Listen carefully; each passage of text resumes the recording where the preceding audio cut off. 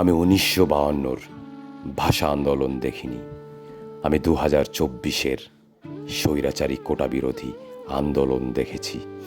আমি 1971-এর মুক্তিযুদ্ধ দেখিনি।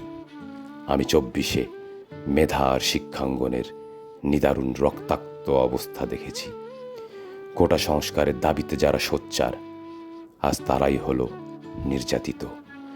ভাইয়ের শরীর রক্তাক্ত হয়েছে, আজ বোনের শরীরে আঘাতের ক্ষত।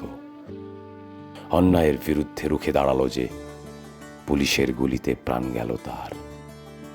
কত শত মায়ের বুক শূন্য হলো, আজ হৃদয়ের মাঝে হাহাকার। রাজপথ রক্তে রঞ্জিত হলো, আজ বাতাসে লাশের গন্ধ আসে। রক্তের দাগ মাটিতে লেপ্টে আছে, আজ রক্তচিহ্ন আকাশে। শিক্ষাঙ্গন রক্তাক্ত হলো, আজ লাশের ছোঁয়ায় শানিত হচ্ছে প্রতিবাদের আতুর ঘর। ঐক্যবদ্ধ শক্তিতে অন্যায়ের বিরুদ্ধে রুখে দাঁড়াতে হবে, বন্ধ করতে হবে স্বৈরাচার।